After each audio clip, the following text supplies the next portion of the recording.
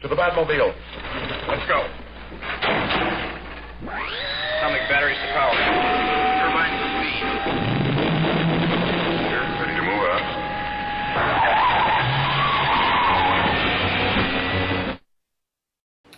Hey everyone, welcome back to another episode of Uncle Rico's Garage.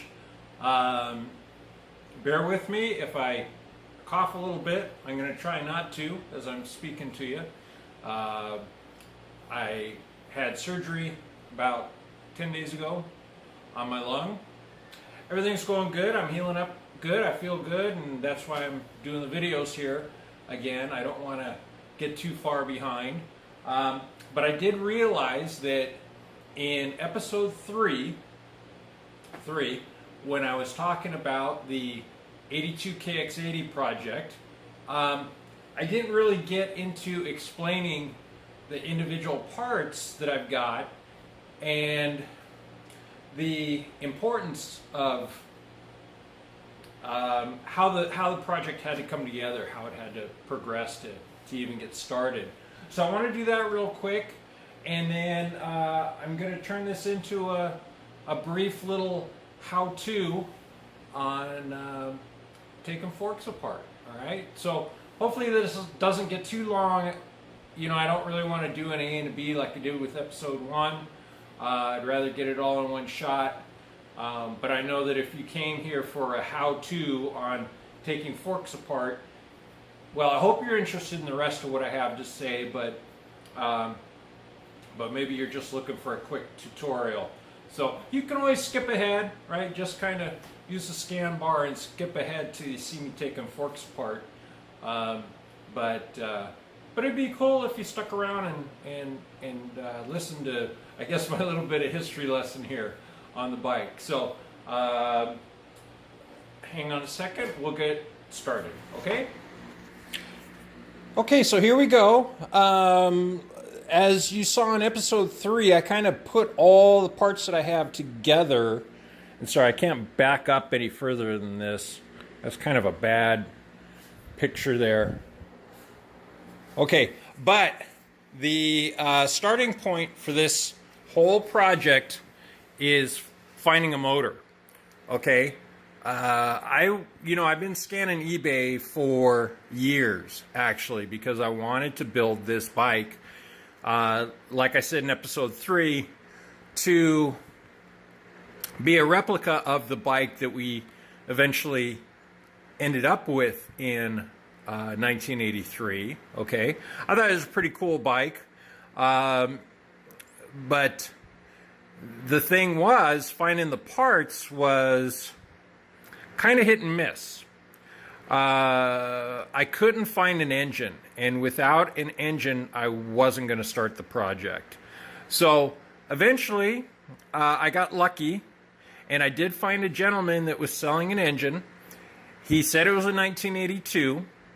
Unfortunately, he didn't have real good pictures of the serial number of the engine. And it was okay with me that, you know, the possibility was there that it was an 81 motor, not an 82.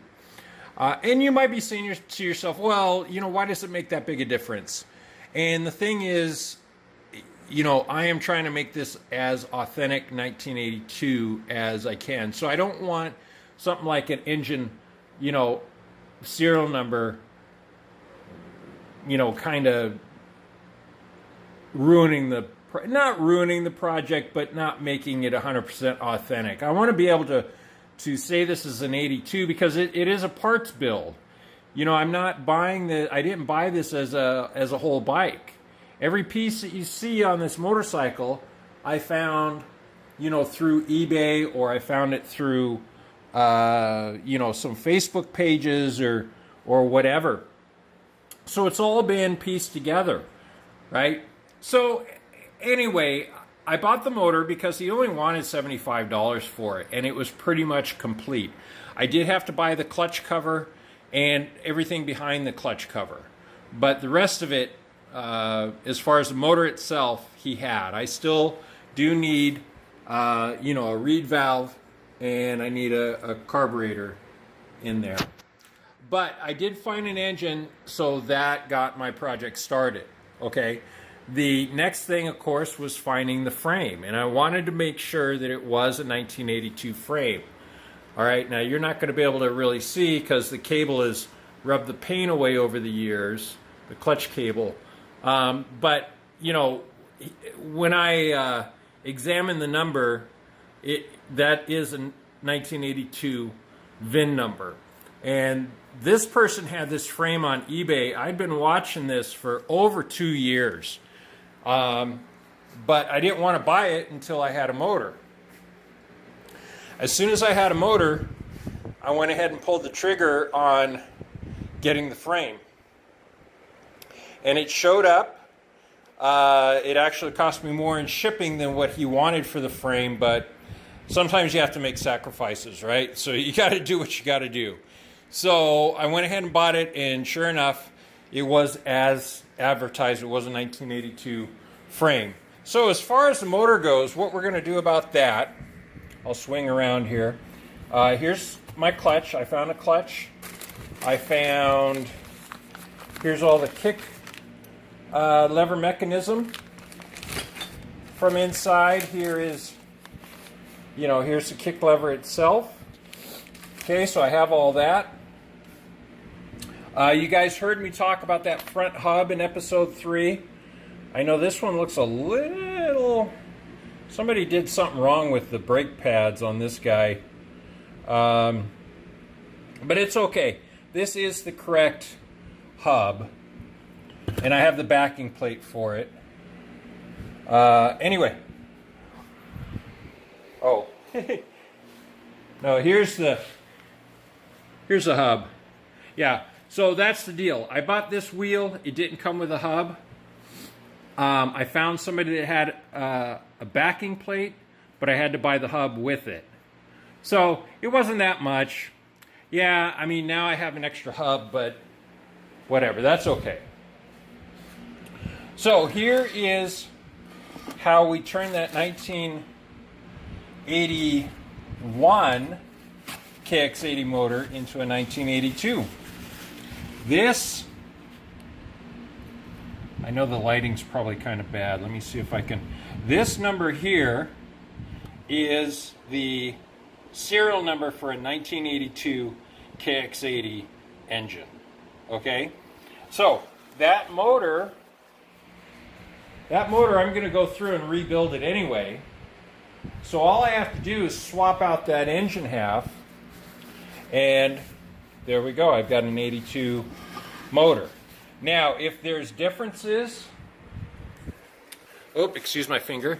If there's differences in the porting of the cylinder, doesn't really matter to me because I'm going to have that all modified anyway.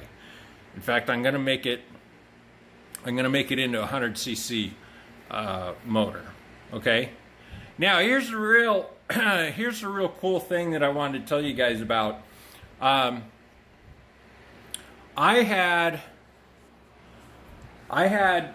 looked up on eBay, I'm pretty sure it was, looking for, a fuel tank. I needed a seat. I needed forks, some miscellaneous parts. I needed a shock. So I found a guy on eBay who was selling a seat. So here's the seat. Sorry, swing around. Here's the seat. Right, that's not the original seat cover or anything. But I figure as long as it's got a good base, which this one does, then, fine. In fact, somebody wrote on here KDX. I don't know if you can read that. So it may be a KDX80 seat pan, but it's close enough to the 80. But I can put a reproduction cover on there. It'll be fine. So anyway, getting back to the story. So the guy on eBay, turns out he lives just in the next town over from me. So he's all, hey, I'll just deliver this to you. I was like, oh, great, that'll save me some time. So I had purchased the seat, and I purchased the forks from him. And that was kind of a crazy thing too, because I needed triple clamps, and I found a guy that had forks with triple clamps, but there's a lot of rust pits in the chrome tube. So this other gentleman had forks. Now these are, see, here are the forks that I purchased with the triple clamps, and you can see the rust. Okay, this other gentleman had just fork legs but no triple clamp, but his fork legs were in really good condition, no rust. So I had to buy both sets. Yeah, whatever, no big deal, right? You got to do what you got to do. Anyway, so back to my story. The guy comes over to deliver the seat, and he's coming up the driveway with a box of parts. And in that box of parts, he has a fuel tank, which I didn't have. He's got the seat. He's got the forks, as promised. He also comes up and he gives me, okay? He didn't want any more money for it. He gives me this complete, and this is 1982 because 82 had this pre-muffler. He gives me the exhaust pipe. Okay, finding one of those, that was at least as hard as finding the motor itself. And this guy lives in the next town over and has one. So it's a little beat up, but it doesn't matter because back in the day, my brother and I, we ran a DG pipe on his engine. So DG doesn't make a pipe for this bike anymore, but I know a guy that can build a replica, and all he needs is the stock exhaust so he knows where the bends are and everything, and he's going to make up a pipe for it. But he gave that to me, and I'll tell you what, even funnier part of the story is after I'd contacted this guy about, you know, the seat, I found an exhaust pipe, but it was in Australia, and the guy didn't want to ship international, right? So it was going to cost me about $135 is what he wanted for the pipe, and who knows how much for shipping, but he wouldn't ship international. Well, my brother, my older brother, knows a guy who lives down in Australia. My brother gets a hold of him, tells him what's going on. That gentleman contacted me, said, tell the guy who's selling the pipe to ship the pipe to him, right, my brother's friend. He goes, I will mail it to you. So done deal, right? I was just about to pull the trigger on that deal when this guy from the next town over walks up my driveway and hands me that complete exhaust pipe for free, right? So that was just the coolest. And I don't know if this guy, if he's just like a junker, you know, he didn't really seem to have any interest. He had no idea, you know, what any of it was really to or what it was worth. He gave me also the shock, and I'll show you here in a second. I'm not going to use the stock shock, but I do need it so that I know the overall length and I know how much travel that shock has. Okay. Anyway, so the neat thing is, hey, you never know what's out there. You never know what you're going to find. And then you have really good people that just hand you stuff because, you know, they were going to throw it away otherwise. So that was great. Here's another big find. This was another really difficult part to find here. The airbox itself. Now, this airbox this is 1981. Excuse me, 1981 airbox. But I'm going to use it for now because it'll work. Okay, it's not authentic 82, unfortunately. But until I can find an 82 airbox, this will work just fine. Slight differences, it mounts the same, but the cover that goes on here was just solid flat. Where in 82, they actually put a hole in the center of the airbox cover. And, you know, funny thing is, my brother and I, sometimes we'd run the cover, sometimes we'd throw take the cover off and and just run it open so you just saw the air filter there. And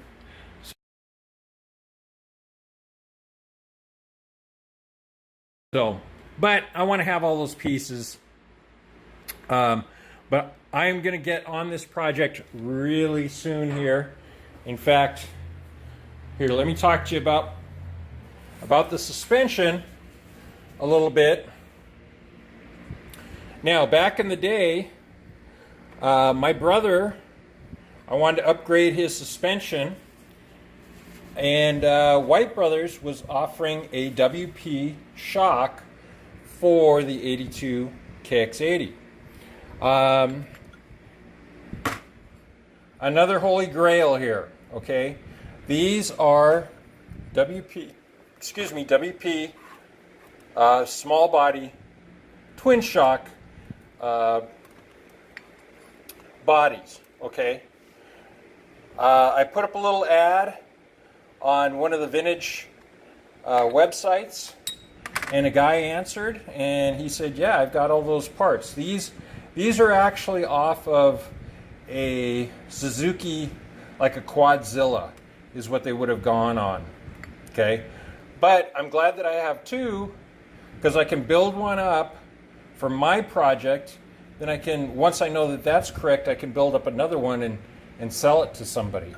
So here's the piston rods, right? They're in really good shape. So you have the bodies, the piston rods. Here's all my pistons. Oops. Pistons, the end caps. Here's the reservoirs. Check that out. Look at the old White Brothers sticker on there.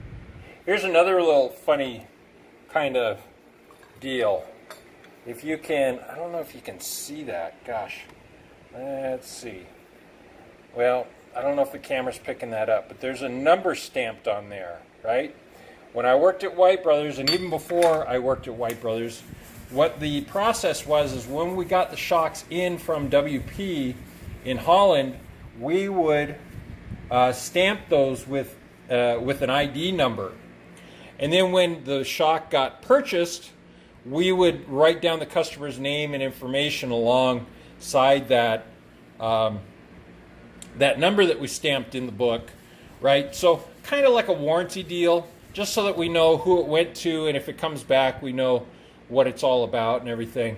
So there's a very good chance that I'm the one who actually stamped that number on there back in, God, who knows, 1993 or 94 probably. Right, a long, long time ago. So now the issue is, I already know this body is a little bit too short for the application. The piston rods might work, but I need a little bit longer body. So desperate times call for desperate measures, and that's probably why you may have noticed I have this KTM 65 shock. Okay, I picked this up relatively cheap. Okay, I say relatively. Some people might not think it's so cheap. I'm not going to go into that, but the fact is I have it. Now the body on this one is slightly longer. Here, we'll do a little side-by-side comparison. Right, so you can see it. The KTM 65 shock body is probably a good close to 15 millimeters longer. Okay, so that's going to help my overall length of the shock. Then I just have to figure out how much travel. So I'm going to use this shock body because this newer shock body will still screw in where this old body goes. All right, no problem there because WP made all that stuff the same. And also, instead of having circlips and a little spring plate, I can also use this adjustment collar, so I can have the threaded collar to change the preload. And this spring, oddly enough, is the same rate as the spring that was used on the KX80 back in 1982 for WP. I'm not saying it's the same rate as stock, but it's the same as what WP put on them back in the day. So it'll be a good starting point. It may not be 100% right, but it'll be a good starting point. And then I also will have good bushings, I'll have good bearings. I could even use the rebound system in here, use the shock shaft, the internals, and have adjustable rebound on that shock. Now, my brother tells me that our shock had no adjustments at all. It was just, reservoir bodies, no compression adjuster, no rebound adjuster, just like these would have been. And I believe him. That's probably very true. But maybe I'll cheat up a little bit. Get a little bit techier on there, right? Get a little bit more adjustability and whatnot. But that's going to be a real neat project. I'm going to get into that, and I'll show you guys all of that step by step as we go along. So hang on just a second. Let me reset the camera. Okay, so presto changeo, there we go. We're back. So now you've got that history that I wanted to give on the parts collecting for the 82 KX80. And it's you might wonder, if you've never done a project like this before, well, should I start with as complete a bike as I can find and go from there, or do I collect up the individual parts? I would say personally, if I could have found a complete rolling 1982 KX80, I probably would have started there. The problem is, again, a lot of people think that they have a 1982 KX80, but they don't. They'll advertise it up as an 82, but then when you look at things like the fork lugs, the triple clamps, there was slight modifications, updates between those things, between 81 and 82, that you're only going to know if you study this stuff. And not that I study it. My younger brother, who was the racer, he's the one that raced it. Remember, I was a mechanic, he was the racer. He knows all that stuff. He's got it all up in his head, what goes to what bike. So unfortunately, I haven't been able to find a complete 82. Again, even the motor that was advertised as an 81 advertised as 82 turned out to be an 81, right? So it's easy to get them confused because, side by side they look pretty close, but there's little subtle things you got to look for to determine whether it's, and obviously the VIN number is going to be your number one, what I want to say, the number one way to identify the bike. Obviously, that's why the number's there. But for whatever reason, people get confused. Maybe they go through the alphabet and they forget that not every letter of the alphabet is used in the VIN number, and so they think, oh well, I, it's not I, it's J, so it must be, the next year, when it's really, remember, they don't use I in the VIN numbers because it could look like a number one, right? So anyway, just little stuff like that. But I am on my way. I'm going to start tackling this thing real quick. And the first thing I want to start on is taking the forks apart. And maybe I should make this into a two video deal. I think that's probably the best idea. I'll take the forks apart in the next video, and yeah, that'll be easier. And then I can explain to you some things that we're going to modify inside those forks to make it more like the bike that my brother raced back in 1982.